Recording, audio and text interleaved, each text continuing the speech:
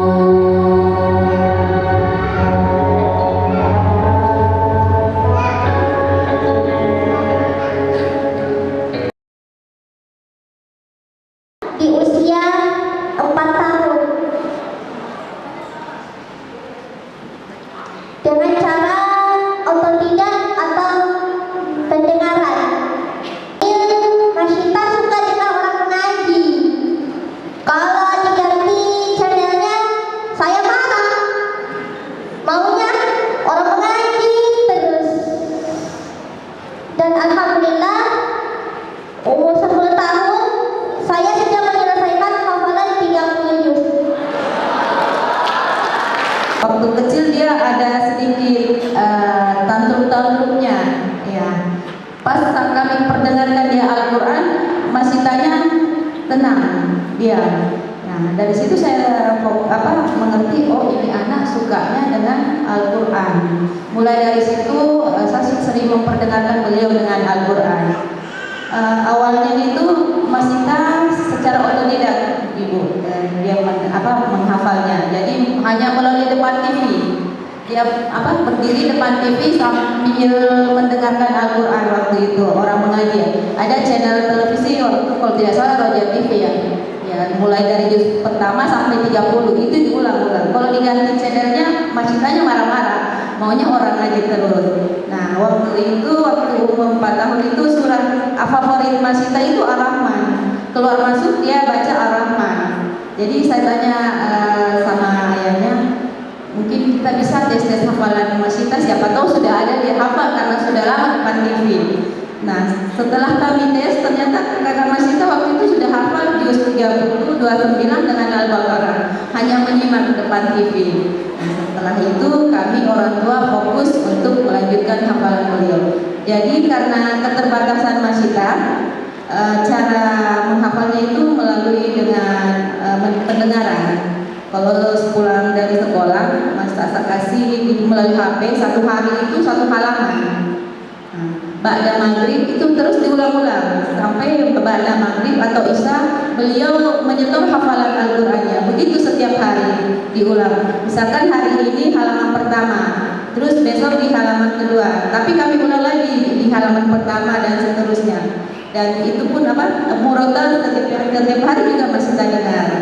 Nah, di usia 10 tahun karena setelah dari Hafiz Indonesia masih banyak kegiatan, jadi hafalannya agak terhambat. Nanti di usia 10 tahun beliau menyelesaikan hafalannya. Dan sampai sekarang karena masih juga ibu dia tidak keluar mainnya, di rumah saja. Dan dia juga tidak memegang HP kecuali saya memberikan dia mendengarkan murotal orang mengaji. Begitu setiap hari. Kalau dia murojaah, pulang sekolah dia murojaah, sore dia murojaah, selebihnya itu masih akan mendengarkan murotal supaya terjaga hafalannya. Terima kasih. Jadi tugas kita sebagai orang tua ini mendekatkan anak kita kembali dengan Quran. Ya, caranya bagaimana? Orang tua memberikan contoh yang baik. Kasus atau gitu, kalau anak tadi disuruh mengaji baru kita tinggal menonton. Enak sholat kamu habis maghrib, sholat menaknya, sudah sholat anaknya belum sholat mamanya. Kenapa kita belum sholat? Dia sinetron adalah sholat pagi dulu, nanti habis maghrib tunggu nanti nanti. Nah, tugas kita sekarang begini, menjadikan generasi kita dekat dengan Quran. Karena masa depan itu ada pada mereka yang punya Quran. Ya, masa depan itu ada pada mereka yang dekat dengan Quran. Masa depan itu ada pada mereka yang mementingkan Quran. Karena Allah Subhanahu wa taala berjanji, siapa orang yang menjadikan Al-Quran yang diturunkan oleh Allah sebagai petunjuk yang dia pedomani, maka kata Allah Subhanahu wa taala, dia tidak akan pernah tersesat dan dia tidak akan pernah menderita. فمن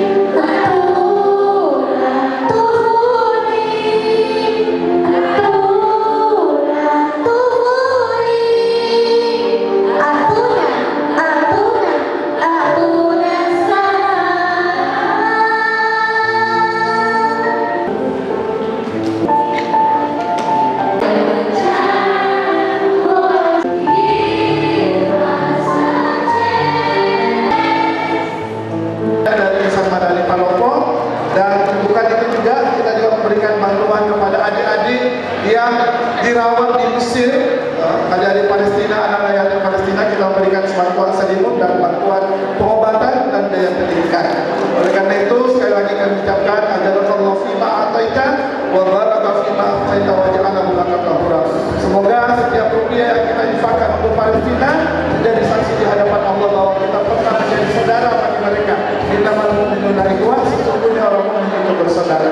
Terima kasih, dan sebagai simbolis kami memberikan syarat Palestina kepada setiap unit yang telah mendukung memberikan donasi terbaik untuk Palestina lewat lembaga Al-Zakat Inisiatif Zakat Indonesia.